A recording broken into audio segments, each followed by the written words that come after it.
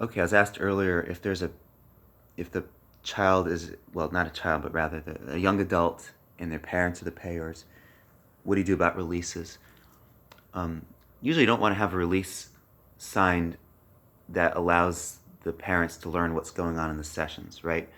Um, you know how that could feel for a young adult toward, they're individuating, etc. But um, you do need to be able to release, often you need to be able to release the paperwork to the parents. Email them, the insurance receipts, if you're having them send those out. Of course, if you're doing the billing yourself, that's a different story. But let's say you do need to send out insurance receipts. So one option is you could say to them, so do you want me to send you the insurance receipts, which you can then forward to your parents or submit yourself? Or do you want me to send it directly to your parents? If they say send it directly to my parents, just make a note in your notes when they say that. And then our paperwork that they and then the parents too will sign, it already says if there's a payer that they're authorizing the payer to have the information necessary to process the claim. And as you know, and as the paperwork shows, that would be dates, procedure codes, diagnostic codes. Okay, so I don't see any need to have them sign anything, any kind of separate release, because we already have that information covered in our paperwork.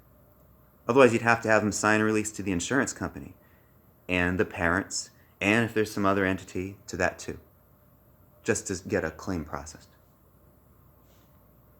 So that's my recommendation on that. I mean, the safest, absolute safest way, if you really, really want to do the best possible thing and not have to deal with all these releases, is to just email the insurance receipts directly to the patient, the young adult, okay? And they can then take care of it. So that's fine too. Okay, as far as getting different phone numbers and such, so on your initial phone call, you've already received the phone number from the client and the caller ID, which should appear through the voicemail at least. Record that number, which could be a work number, it could be a number of things, but you never know if you might need it. So I always record that and I write CID after that number. And if they called from their cell phone, I'll write that number and I'll put a C after it, meaning cell phone. Or if it was their home number, I'll put an H if I could gather that information. So get all the numbers you can. And if there's a payer, you make sure to get that information too. It would also be good if you had to contact them for an emergency. If for some reason you had to cancel last minute, Well, you could just you could have be emergency contacted. contact information. So if they write down for you that information, which you might add to the paperwork, but anyway, or you might just verbally request it, is you could put that down for emergency contact information, work number, all that stuff you can get. I like to write, instead of just writing emergency, I like to write emergency slash other. So I request your emergency slash other contact information. That way, if down the road, let's say there was a matter of them owing money and I'm trying to reach them through other whatever means, and they say, oh, you contacted this other number and I wrote that as for an emergency, you can't call not getting paid emergency. I don't want to have that possible conflict. And so emergency slash other, I'd say, well, it's slash other. Okay. Actually, that's never happened to me as an issue. So maybe that's me being overly cautious there. Maybe that's unnecessary. So I'd call that a recommended thing and not strongly recommended to write the slash other part. But it's good to have as many ways of contacting as possible. I think, you know, that most people I see are wonderful about payments, wonderful about policies, really are able to collaborate well with these things. Once in a while, there's a problem. And while it doesn't happen much, it can add up to a lot of money And when it stress. does. And stress. And especially now that even if someone is in network, they often have a high deductible. So they might be paying, not $15 a session like it used to be back in the day, but $80 a session. And if, all of a sudden checks get bounced or, take a little while to go through, it could be a lot of money to add up. And if you're out of network, it also would be. So again, while it doesn't happen to most people can be really great about this stuff. It does happen, and it can be for a lot of money.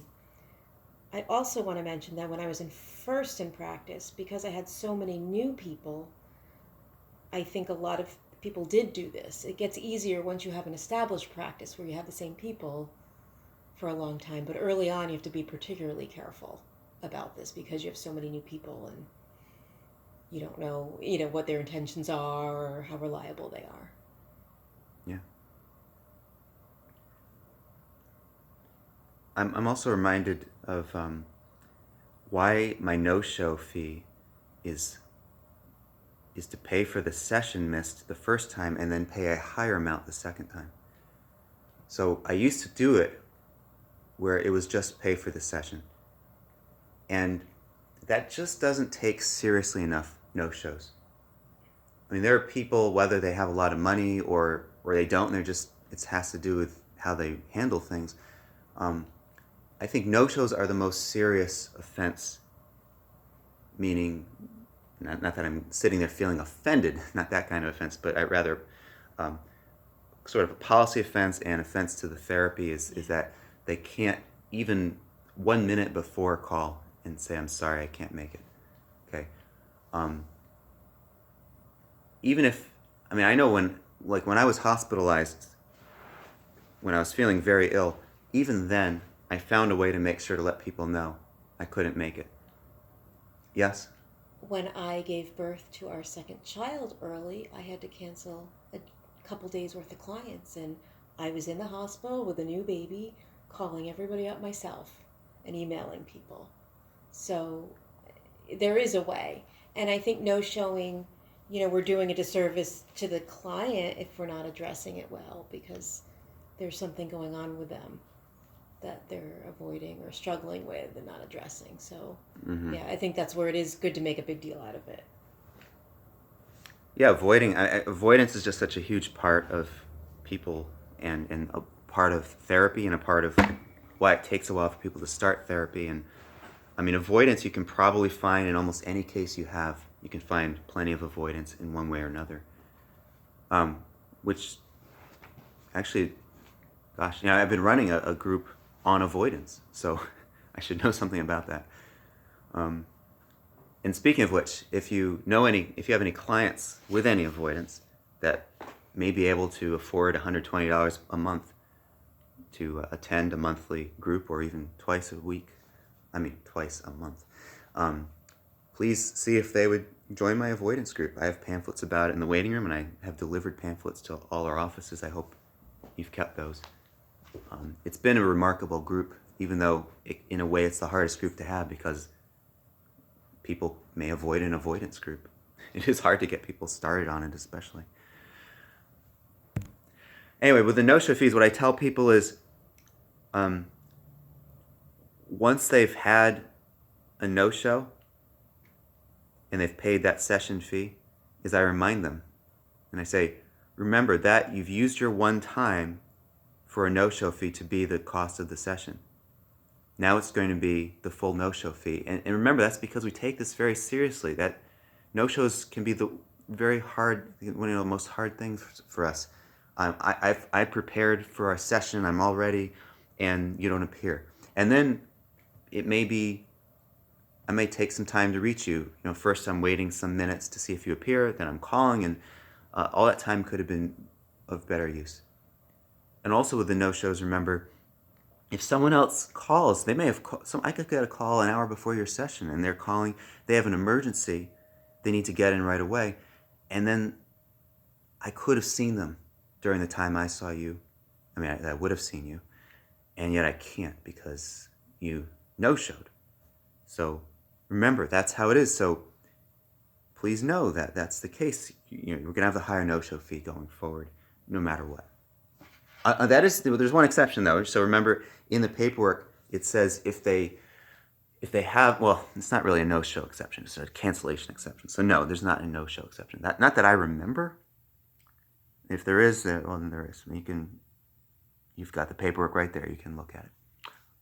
All right. So hopefully this was really helpful and you took notes and it'll benefit you.